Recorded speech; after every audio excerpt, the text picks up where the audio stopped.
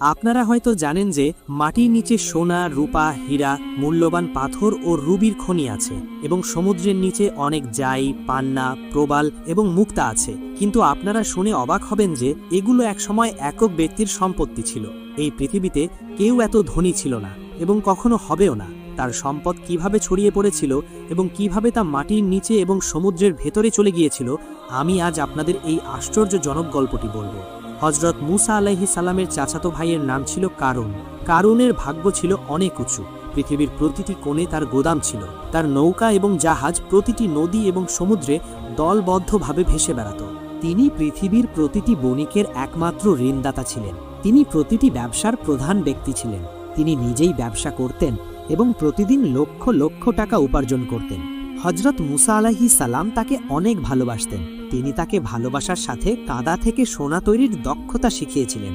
সর্বত্র এত টাকা আসত যে তা গণনার বাইরে। টাকার বিনিময়ে তিনি হীরা, মূল্যবান পাথর, মোতা, রত্ন, চুন, পান্না ও জুঁই সংগ্রহ করতেন এবং লক্ষ লক্ষ সিন্দুক ভরে দিতেন। তিনি সেই সিন্দুকের চাবিগুলো একটি শক্ত সিন্দুকের মধ্যে রাখতেন, আর সেই সিন্দুকের চাবিটা তিনি কোমরের দড়ি দিয়ে বেঁধে ঝুলিয়ে রাখতেন। দিন হোক বা রাত, তাকে খুব কমই বাইরে দেখা যেত। তিনি প্রতিদিন চাবি হাতে নিয়ে গোদামে ঘুরে বেড়াতেন। আপনি হয়তো ভাবছেন যে তিনি নিশ্চয়ই এত টাকা এবং সম্পদের প্রতি খুব বেশি আগ্রহী ছিলেন। তিনি নিশ্চয়ই অনেক খরচ করেছেন, কিন্তু না, তার কোনো শখ বা আরামদায়ক জীবন ছিল না। তার ছিল একটি ছেঁড়া পুরানো নোংরা পাজামা, ওপরে একটি কুর্তা এবং পায়ে একজোড়া জীর্ণ চপ্পল। তিনি মাটিতে ছেঁড়া পুরানো মাদুরের ওপর শুয়ে রাত কাটাতেন। দিনের খাবার ছিল কয়েকটি শুকনো রুটি, কিছু খেজুর এবং কিছু জল। কথিত আছে যে কয়েকদিন পর তিনি এটিও খাওয়া বন্ধ করে দিয়েছিলেন। তিনি একটি শুকনো রুটি জলে ডুবিয়ে সেই জল পান করতেন এবং রুটিটি শুকনো রাখতেন। তার আত্মীয়স্বজন এবং বন্ধুরা বলতো, এত সম্পদ থাকা সত্ত্বেও কেন আপনি এত সমস্যার সম্মুখীন হন? আপনি কি অন্তত একজোড়া জুতা বা একটি সুন্দর পোশাক কিনতে পারেন? কারুন হেসে বলল, বাহ, তোমরা তো দারুণ উপদেশ দিচ্ছ। আমি কি সমুদ্র থেকে টাকা এনেছি যে তোমরা আমাকে ধনী বলে মজা করছো? এবার ভাবো, যদি আমি এই সামান্য টাকা খরচ করি, তাহলে বৃদ্ধ বয়সে ক্ষুধার্ত অবস্থায় আমার বাচ্চাদের খাওয়াবে কে? বলো তো, তোমরা আমাকে রাস্তায় ভিক্ষুক বানাবে? তোমরা খুব চালাক হচ্ছ, আমি দেখছি। কারুনের এই কথা শুনে লোকেরা অবাক হয়ে সেখান থেকে চলে যেত। একদিন হযরত মুসা আলাইহিস সালাম কারুনের বাড়িতে পৌঁছে বললেন, কারুন, আল্লাহ তোমাকে এত সম্পদ দিয়েছেন, এর সামান্য অংশ গরিব মিসকিনদের দান করা উচিত। শরীয়তে নিয়ম আছে যে প্রতি 100 টাকার উপর 2.5 টাকা জাকাত দিতে হবে। আমি আশা করি তুমি অবশ্যই 100 টাকার মধ্যে কমপক্ষে 1 টাকা জাকাত হিসেবে দেবে। কারুন কিছুক্ষণ মুসার দিকে তাকিয়ে রইল এবং তারপর বলল, জাকাত কি? হযরত মুসা আলাইহিস সালাম বিনয়ের সাথে উত্তর দিলেন, প্রতি 100 টাকার মধ্যে 1 টাকা গরিবদের দান করো, এটাকেই জাকাত বলা হয়। যদি অন্য কেউ এই কথা বলতো তাহলে কারুন অস্বীকার করত, কিন্তু হযরত মুসা আলাইহিস সালাম ছিলেন তার বড় ভাইয়ের মতো। তিনি কখনো তার অনুরোধ উপেক্ষা করেননি। এজন্যই তিনি মাথা নিচু করে কিছুক্ষণ চুপ করে রইলেন। তারপর তিনি মৃদুস্বরে বললেন, তুমি দেখতেই পাচ্ছ আমি খুবই দরিদ্র, আমার টাকার প্রয়োজন। জাকাত দেওয়ার মতো পর্যাপ্ত টাকা আমার কাছে কোথায়? কারুনের কাছ থেকে এই কথা শুনে হযরত মুসা আলাইহিস সালাম বললেন, যার এত সম্পদ আছে সে যদি দরিদ্র হয় তাহলে কাকে ধনী বলা হবে? কারুন উত্তর দিলেন, এত কষ্ট করে ক্ষুধার্ত তৃষ্ণার্থ থেকে আমি এই সামান্য টাকা সঞ্চয় করেছি। যদি আমি এখন দান করি তাহলে বৃদ্ধ বয়সে আমি কি খাবো? ভিক্ষা করা ছাড়া আমার আর কোনো উপায় থাকবে না। ভাই, আমাকে ক্ষমা করুন, আমি জাকাত দিতে পারবো না। হযরত মুসা আলাইহিস সালাম খুব দুঃখিত হলেন। তিনি বললেন, আল্লাহ তোমাকে এত কিছু দিয়েছেন যে তুমি সারা জীবন দান করলেও তোমার সম্পদ কখনো শেষ হবে না। হযরত মুসা আলাইহিস সালামের কাছ থেকে এই কথা শুনে কারুন জোরে হেসে বললেন, কেউ যদি না বুঝে দান করে তাহলে তার রাজ্য উড়ে যায় এবং আমার কাছে মাত্র কয়েকটি খোলস থাকে, ওদের উড়ে যেতে কতক্ষণ লাগবে? হযরত মুসা আলাইহিস সালাম বললেন, তুমি কি গরিব না ধনী আমি তর্ক করতে আসিনি, আমি শুধু আমার কর্তব্য পালন করছি। জাকাত দেওয়া তোমার কর্তব্য, তাই আমি জিজ্ঞাসা করছি, তুমি কি জাকাত দেবে? অসহায়ভাবে কারুন বলতে শুরু করল, ঠিক আছে, আমি আজ ভাবব, আগামীকাল উত্তর দেব। কারুনের হৃদয়ে কোনো শান্তি ছিল না। সারা দিন সে ক্ষুধার্ত, তৃষ্ণার্থ এবং উদ্বেগে ডুবে রইল। ভাবতে থাকল, মুসাকে কি উত্তর দেব। অনেক চিন্তা করার পরেও সে কোনো সিদ্ধান্ত নিতে পারল না। সন্ধ্যা হয়ে গেল, অন্ধকার ঘিরে ফেলল। কারুন একটি বাতি জ্বালিয়ে হিসাব করতে বসল। 100-এর ওপর 1 টাকা, 1000-এর ওপর 10 টাকা, 1 লাখের ওপর 1000 টাকা। এখন তার মন ঘুরতে শুরু করল। সে আবার হিসাব করতে শুরু করল। যদি 1,00,000-এর ওপর 1,000 থাকে তাহলে 1 কোটির ওপর 1,00,000। কারুন হঠাৎ পাগলের মতো চিৎকার করে উঠল, মুসা, তোমার কথা শোনার চেয়ে আমার বুকে ছুরিকাঘাত করা ভালো। আমাকে 1 কোটি টাকার উপর 1 লক্ষ জাকাত দিতে হবে কেন? গরিবরা কি তাদের উপার্জন আমার কাছে জমা রেখেছে যে আমি সেগুলো দান করব? আমি দেব না, আমি 1 পয়সাও দেব না।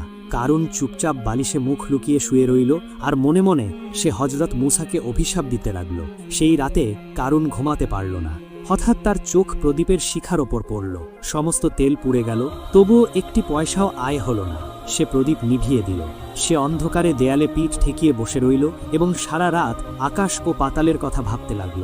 পরের দিন সকালে সূর্য ওঠার সাথে সাথে হযরত মুসা আলাইহিস সালাম কারুনের বাড়িতে পৌঁছে জিজ্ঞাসা করলেন, কারুন, তুমি কি কিছু ঠিক করেছ? কারুন অবাক হয়ে আকাশ থেকে পড়ে গেলেন। তিনি জিজ্ঞাসা করলেন, তুমি ঠিক করার কথা কি বলছো? ওহ, আমি যাকাত ব্যাপারটা একেবারেই ভুলে গিয়েছিলাম। ঠিক আছে, আজ যাও, আমি অবশ্যই কাল তোমার প্রশ্নের উত্তর দেব। মুসা আলাইহিস সালাম সেখান থেকে চলে গেলেন। কিন্তু পরের দিন এলো একই অজুহাত, একই গড়িমসি। প্রতিদিন এভাবেই চলতে থাকে। কারণ মিথ্যা, চালাকি আর অহংকার করে তার দিনগুলো কাটিয়েছে।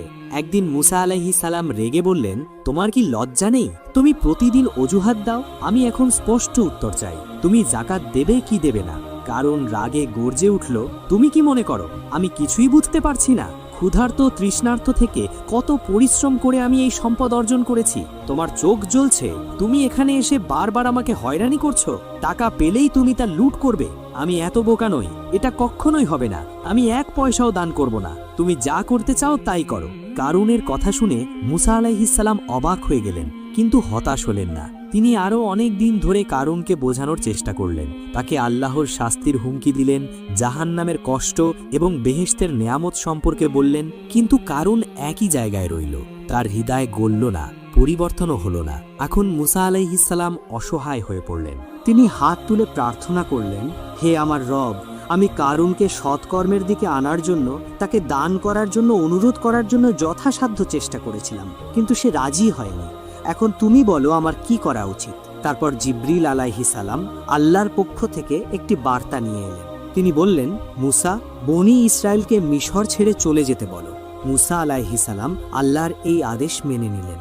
তারপর জিবরিল বললেন, এখন থেকে পৃথিবী তোমার অধীনে থাকবে, তুমি এর মাধ্যমে যা ইচ্ছা করতে পারো। কয়েকদিন পর মুসা আলাইহিস সালাম আবার কারুনের কাছে এসে বললেন, কারুন, সৎকর্মের জন্য দান করো, আল্লাহর পথে যাকাত দাও, অন্যথায় তুমি মহাপাপ করবে। কারুন ঠাট্টা করে উত্তর দিল, ভাই মুসা, আমি অনেক দিন ধরে তোমার কথা শুনছি, যদি নতুন কিছু থাকে তাহলে আমাকে বলো। এই বলে সে চলে যাওয়ার জন্য মুখ ফিরিয়ে নিল। মুসা আলাইহিস সালাম তাকে ধমক দিয়ে বললেন, এখনই সাবধান থেকো। কারুন বলল, আমি ইতিমধ্যেই সাবধান। আর এই কথাগুলো মুখ থেকে বের হওয়ার সাথে সাথেই সে কোমর পর্যন্ত মাটিতে লুটিয়ে পড়ল। বিস্ময় আর ভয়ে তার মুখ ফ্যাকাশে হয়ে গেল। সে বলল, বাহ, তুমি কি আশ্চর্য জাদু শিখেছ! তুমি কি টাকা তোলার জন্য এই কৌশলটি খেলছো? তুমি কি আমাকে বাচ্চা মনে করো? এবার সে তার ঘাড় পর্যন্ত মাটিতে লুটিয়ে পড়ল। তারপর সে চিৎকার করে উঠল, মুসা, তুমি কি আমাকে হত্যা করতে চাও? মুসা আলাইহিস সালাম বজ্রধ্বনি করে বললেন, সাবধান, এখনো যদি তুমি আল্লাহর নামে দান করো তাহলে তুমি রক্ষা পেতে পারো। কারুন বলল, আমি সর্বত্র ভিক্ষা করে এবং দান করে বাঁচতে চাই না, আমি এমন জীবন চাই না। এবার সে আরও নিচে ডুবে গেল। তার দাড়ি মাটি স্পর্শ করল, তার হাতের সামান্য অংশ বাইরে ছিল। তারপর কারুন হাসতে শুরু করল। মুসা কঠোরভাবে জিজ্ঞাসা করল, তুমি হাসছো কেন? কারুন বলল, যে আশা নিয়ে তুমি আমাকে হত্যা করতে চাইছো তা কখনোই পূর্ণ হবে না। সব ধন সম্পদের চাবি, হ্যাঁ, আমার সম্পদ যে সকল সিন্দুকের মধ্যে আটকে আছে তার চাবি দেখো আমার মুঠিতে। এই পৃথিবীতে এমন কোনো অস্ত্র নেই যা এই সিন্দুকগুলো ভেঙে ফেলতে পারে, তাই আমাকে হত্যা করে কোনো লাভ নেই। হযরত মুসা আলাইহিস সালাম শান্তভাবে বললেন, হে বোকা, গরিবদের কিছু দান করো, আল্লাহর পথে দান করো, হয়তো তোমার জীবন রক্ষা পাবে। কিন্তু কারুন কোনো উত্তর দিল না। সে শুধু সেই সিন্দুকের দিকে তাকিয়ে রইল। মুসা আবার বললেন, কারুন, তোমার কি বেঁচে থাকার সামান্যতম ইচ্ছাও নেই? কারুন হযরত মুসা আলাইহিস সালামের দিকে না তাকিয়ে চিৎকার করে উঠল, না, একেবারেই না। হযরত মুসা আলাইহিস সালাম জিজ্ঞাসা করলেন, কিন্তু কেন? যদি তুমি বাঁচতে না চাও তাহলে কারণ কি? কারণ বলল, তুমি কি জানতে চাও কেন? কারণ আমি যদি বেঁচে থাকি তাহলে তোমরা আমাকে ধনী বলে পাগল করে দেবে। তারপর দানের নামে, জাকাতের নামে তোমরা আমার সমস্ত ধন সম্পদ লুট করে আমাকে রাস্তায় ফেলে দেবে। আমার কাছে কিছু টাকা থাকা অবস্থায় আমার মরে যাওয়াই ভালো। মুসা আলাইহিস সালাম শেষবারের মতো জিজ্ঞাসা করলেন, কারুন, তুমি কি আদৌ বাঁচতে চাও না? এবার কারুন রাগে পাগলের মতো চিৎকার করে উঠল, টাকা ছাড়া আমার আর বাঁচতে ইচ্ছে করছে না। আর ধীরে ধীরে তার মুখ, নাক সবকিছু মাটির ভেতরে ঢুকে যেতে লাগলো। কিছুক্ষণের মধ্যেই কারুনের সমস্ত ভবন, সম্পদ ও ধন সম্পদ সবকিছু মাটিতে ডুবে গেল। একদিন হযরত মুসা আলাইহিস সালাম আল্লাহর সাথে সাক্ষাতের লক্ষ্যে তুর পাহাড়ের দিকে হাঁটতে শুরু করলেন। তুর পাহাড়ে পৌঁছানোর পর স্বয়ং আল্লাহ মুসা আলাইহিস সালামের সাথে এক রহস্যময় কণ্ঠে কথা বলতে শুরু করলেন। মুসা আলাইহিস সালাম বললেন, হে আল্লাহ, আমি জানতে চাই কে আমার সাথে বেহেশতে থাকবে। তারপর আল্লাহ বললেন, হে মুসা, বনি ইসরাইলে একজন কসাই আছে যে তোমার সাথে বেহেশতে যাবে এবং তোমার সাথে থাকবে। তারপর মুসা আলাইহিস সালামকে মহান আল্লাহ রাব্বুল আলামিন বললেন, হে মুসা, আজ বাড়ি যাও, কয়েকদিন পর আমি তোমাকে সেই কসাইয়ের ঠিকানা বলবো। তারপর মুসা আলাইহিস সালাম আল্লাহর এই আদেশ শুনে বাড়ি ফিরে যাওয়ার সিদ্ধান্ত নিলেন। এভাবে আরও কয়েকদিন কেটে গেল। একদিন হযরত মুসা আলাইহিস সালাম যাত্রা শুরু করলেন।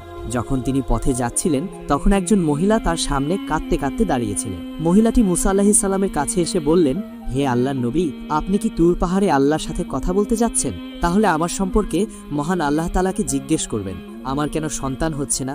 আমার বিবাহ বহু বছর হয়ে গেছে, তবুও আমি এখনো মা হতে পারিনি কেন? আল্লাহকে জিজ্ঞাসা করবেন, আমি কি কখনো মা হতে পারবো না, নাকি আমার কোনো ভুলের কারণে আল্লাহ তাআলা আমাকে সন্তান দিচ্ছেন না? মুসা আলাইহিস সালাম বললেন, ঠিক আছে, আমি অবশ্যই আল্লাহ পাক রব্বুল আলামিনের কাছে চাইব। তারপর মহিলাটি সেখান থেকে চলে গেল। এবার মহিলার প্রশ্ন শুনে মুসা আলাইহিস সালাম একটু হতবাক হয়ে গেলেন। তাই তিনি অন্য কোথাও ভ্রমণ করার ইচ্ছা করেননি। এবার তিনি আল্লাহ পাক রব্বুল আলামিনের সাথে কথা বলার জন্য তুর পাহাড়ের দিকে রওনা হলেন। তুর পাহাড়ে গিয়ে হযরত মুসা আলাইহিস সালাম আল্লাহকে জিজ্ঞাসা করলেন, হে আল্লাহ, আমি পথে একজন মহিলাকে কাঁদতে দেখলাম। তিনি আমাকে জিজ্ঞাসা করলেন যে তার বিবাহের অনেক বছর হয়ে গেছে, তবুও তার কোনো সন্তান হয়নি। তখন মহান আল্লাহ পাক রব্বুল আলামিন গায়েবের কণ্ঠে বললেন, হে মুসা, তুমি তাকে বলো যে সন্তান দেওয়া ওই মহিলার ভাগ্যে ছিল না, এ কারণেই এত বছর পরেও তিনি মা হতে পারেননি। পুত্র বা কন্যা কেবল আল্লাহই দান করেন, আর আল্লাহ যা দেন আমরা তাই পাই। এই কথা শুনে মুসা আলাইহিস সালাম বাড়ি ফিরতে শুরু করলেন। বাড়ি যাওয়ার সময় তার মনে সেই মহিলার কথা এলো এবং তিনি সরাসরি বাড়ি না গিয়ে সেই মহিলার বাড়িতে যাওয়ার সিদ্ধান্ত নিলেন। মহিলাটি হযরত মুসা আলাইহিস সালামকে আসতে দেখে হতবাক হয়ে গেলেন। তারপর বললেন, হে আল্লাহর নবী, আমার প্রশ্ন জিজ্ঞাসা করে কি আপনি এসেছেন? মহিলার কথা শুনে মুসা আলাইহিস সালাম বললেন, মহান আল্লাহ বলেছেন যে তোমার সন্তান হওয়ার ভাগ্যে নেই, তাই তুমি কখনো মা হতে পারবে না। এই কথা শুনে মহিলার চোখ অশ্রুতে ভরে গেল এবং তিনি জোরে জোরে কাঁদতে লাগলেন। তারপর হযরত মুসা আলাইহিস সালাম সেখান থেকে চলে গেলেন। কিছুক্ষণ পর একজন বৃদ্ধ ফকির, যিনি আল্লাহর ইবাদত করেন, সেই মহিলার বাড়িতে এসে বললেন, বাড়িতে কি কেউ আছেন? আমি একজন বৃদ্ধ ফকির, আমি অনেক দিন ধরে কিছু খাইনি, আমি খুব ক্ষুধার্ত, দয়া করে আমাকে আল্লাহর নামে কিছু দান করুন, নিশ্চয়ই আল্লাহ তোমার উদ্দেশ্য পূরণ করবেন। মহিলা ফকিরের কথা শুনে তাকে ঘরে আসতে দিলেন। তারপর তাকে 4টি রুটি খেতে দিলেন। তারপর মহিলা বললেন, আপনি আল্লাহর ফকির, আপনি কি আল্লাহর কাছে প্রার্থনা করবেন যেন আমাকে সন্তান দেন? আমার কোনো সন্তান নেই। ফকির রুটির বিনিময়ে আল্লাহর কাছে প্রার্থনা করলেন, হে আল্লাহ, এই মহিলাকে সন্তান দিন। তারপর ফকির সেই ঘর থেকে চলে গেলেন। কয়েক বছর পর হযরত মুসা আলাইহিস সালাম কোথাও ভ্রমণে যাচ্ছিলেন। পথে তিনি সেই মহিলার বাড়ির পাশ দিয়ে যাচ্ছিলেন। তখন তার মনে পড়ল সেই মহিলার কথা। তিনি মহিলার বাড়ির দিকে ফিরে দেখলেন যে সেখানে মহিলাটি একটি ছোট্ট শিশুর সাথে আনন্দের সাথে খেলছে। মহিলাটি হযরত মুসা আলাইহিস সালামকে দেখে বেরিয়ে এসে বললেন, হে আল্লাহর নবী, আপনি বলেছিলেন যে আমার ভাগ্যে কোনো সন্তান নেই, কিন্তু আল্লাহ আমাকে একটি সন্তান দিয়েছেন। এই কথা শুনে হযরত মুসা আলাইহিস সালাম অবাক হয়ে গেলেন, আর এর কারণ জানতেই তিনি তুর পাহাড়ের দিকে রওনা হলেন। তুর পাহাড়ে গিয়ে তিনি আল্লাহকে জিজ্ঞাসা করলেন, হে আল্লাহ, আপনি বলেছিলেন যে সেই মহিলার ভাগ্যে সন্তান নেই, কিন্তু আজ আমি দেখলাম যে সে আনন্দের সাথে শিশুটির সাথে খেলছে, এর কারণ কি? মহান আল্লাহ রহস্যময় কণ্ঠে বললেন, হে মুসা, যদি তুমি এই প্রশ্নের উত্তর জানতে চাও তাহলে একটি থালায় মানুষের মাংস নিয়ে এসো, তাহলেই তোমাকে উত্তর দেওয়া হবে। এই আদেশ শুনে হযরত মুসা আলাইহিস সালাম একটি থালা এবং ছুরি নিয়ে লোকদের কাছে গেলেন। তিনি বললেন, হে আমার গোত্রের লোকেরা, মহান আল্লাহ আমাকে মানুষের মাংস আনতে বলেছেন। তোমাদের মধ্যে কি এমন কেউ আছে যে তার দেহ থেকে মাংস দেবে? কেউ রাজি হলো না। সবাই এক এক করে সেখান থেকে চলে গেল। হযরত মুসা আলাইহিস সালাম উদ্বিগ্ন হয়ে এদিক ওদিক ঘোরাফেরা করতে লাগলেন। যখন তিনি কোনো সমাধান খুঁজে পেলেন না, তখন তিনি বাড়ি ফিরে যেতে লাগলেন। হঠাৎ একজন বৃদ্ধ ফকির তাকে পিছন থেকে ডাকলেন, হে আল্লাহর নবী, তোমাকে এত চিন্তিত কেন দেখছি? হযরত মুসা আলাইহিস সালাম বললেন, মহান আল্লাহ আমাকে মানুষের মাংস নিতে আদেশ করেছেন, কিন্তু কেউ তার মাংস দিতে প্রস্তুত ছিল না। সবাই মুখ ফিরিয়ে চলে গেল। তারপর সেই বৃদ্ধ ফকির হযরত মুসা আলাইহিস সালামের কথা শোনার সাথে সাথে তার পাশ থেকে একটি ছুরি নিয়ে এসে তার দেহ থেকে কিছু মাংস কেটে হযরত মুসা আলাইহিস সালামকে দিয়ে সেখান থেকে চলে গেলেন। এটা দেখে হযরত মুসা আলাইহিস সালাম একটু অবাক হয়ে গেলেন। তারপর হযরত মুসা আলাইহিস সালাম আবার সেই মাংস নিয়ে তুর পাহাড়ের দিকে হাঁটতে শুরু করলেন এবং বললেন, হে আল্লাহ, আমি মানুষের মাংস নিয়েছি, কিন্তু যাদের কাছে আমি এটি দিতে বলেছিলাম তারা সবাই পিছন ফিরে চলে গেল। কেবলমাত্র একজন বৃদ্ধ ফকির আল্লাহর নাম শুনে তার শরীর থেকে মাংস কেটে আমাকে দিলেন। তখন মহান আল্লাহ পাক রব্বুল আলামিন হযরত মুসা আলাইহিস সালামকে ঐশী কণ্ঠে বললেন, হে মুসা, এই মাংসের জন্য সবার কাছে যাওয়ার দরকার ছিল না, তুমি নিজেই পারতে। এর মাধ্যমে তুমি তোমার প্রশ্নের উত্তর পেয়ে গেলে। সেই বৃদ্ধ ফকির আল্লাহর নাম শোনার সাথে সাথে তার শরীর থেকে মাংস কেটে আল্লাহ পাককে দান করে। সেই ফকিরের দোয়ার ফলে আমি সেই মহিলাকে একটি সন্তান দান করলাম। হে মুসা, যে ব্যক্তি আল্লাহর পথে সবকিছু উৎসর্গ করে, সে তার যা কিছু আছে তা দান করে, আল্লাহ তাআলা তাকে সবকিছু দান করেন অথবা তার লিখিত ভাগ্য পরিবর্তন করে দেন। এই উত্তর শোনার পর হযরত মুসা আলাইহিস সালাম আল্লাহ পাক রব্বুল আলামিনের নির্দেশে বাড়ি ফিরে আসেন। তারপর কিছুদিন কেটে যায়। একদিন হযরত মুসা আলাইহিস সালামের মনে আসে যে আল্লাহ পাক রব্বুল আলামিন বলেছেন কসাই তার সাথে বেহেশতে থাকবে। এই প্রশ্নের উত্তর জানতে হযরত মুসা আলাইহিস সালাম আবার তুর পাহাড়ের দিকে রওনা হন। তুর পাহাড়ে পৌঁছানোর পর হযরত মুসা আলাইহিস সালাম বলেন, হে আল্লাহ পাক রব্বুল আলামিন, আপনি বলেছিলেন যে কসাই আমার সাথে বেহেশতে থাকবে। আমি জানতে চাই সেই কসাই কোন কাজ করে যার ফলে সে আমার সাথে বেহেশতে থাকবে। তারপর মহান আল্লাহ তাআলা রহস্যময় কণ্ঠে সেই কসাইয়ের অবস্থান জানান। এর পরের দিন হযরত মুসা আলাইহিস সালাম সেই কসাইয়ের মাংসের দোকানটি খুঁজে বের করলেন এবং কিছুক্ষণ পর হযরত মুসা আলাইহিস সালাম দেখলেন যে কসাইটি মাংসের টুকরো নিয়ে তার বাড়ির দিকে হেঁটে যাচ্ছে। হযরত মুসা আলাইহিস সালামও কসাইয়ের পিছু পিছু হাঁটতে লাগলেন। কিছুক্ষণ পর সেই কসাই তার বাড়িতে পৌঁছে গেল। হযরত মুসা আলাইহিস সালাম দূর থেকে সেই ঘরটি দেখছিলেন, কিন্তু সেদিনের জন্য তিনি সেখান থেকে ফিরে এলেন। পরের দিন হযরত মুসা আলাইহিস সালাম আবার সেই কসাইয়ের বাড়িতে গেলেন এবং বললেন, বাড়িতে কি কেউ আছে? আমি একজন মুসাফির। কিন্তু বাড়ি থেকে কোনো উত্তর এলো না। তারপর হযরত মুসা আলাইহিস সালাম ভাবলেন যে হয়তো বাড়িতে সত্যিই কেউ নেই। এরপর হযরত মুসা আলাইহিস সালাম আবার সেই কসাইয়ের দোকানে পৌঁছালেন।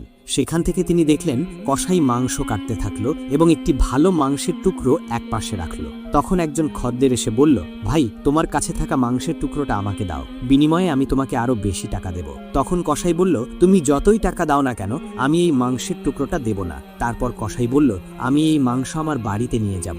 হযরত মুসা আলাইহিস সালাম মনে মনে ভাবলেন, ঘরে কেউ নেই, তাহলে কসাই মাংস দিচ্ছে না কেন? তারপর যখন খদ্দের মাংস নিয়ে চলে গেল, তখন কসাই দোকান বন্ধ করে মাংসের টুকরোটি একটি ব্যাগে ভরে তার বাড়ির দিকে হাঁটা শুরু করলো। এটা দেখে হযরত মুসা আলাইহিস সালাম তার পিছু পিছু চলতে লাগলেন। কসাই যখন তার বাড়িতে পৌঁছালো, তখন হযরত মুসা আলাইহিস সালাম ঘরের বাইরে থেকে ডাক দিলেন, ঘরে কেউ আছে কি? আমি একজন মুসাফির। তখন কসাই বেরিয়ে এসে হযরত মুসা আলাইহিস সালামকে জিজ্ঞাসা করলেন, ভাই, তুমি কি চাও? তখন হযরত মুসা আলাইহিস সালাম বললেন, আমি একজন মুসাফির, তুমি কি আমাকে এই রাতের জন্য তোমার বাড়িতে থাকার জায়গা দেবে?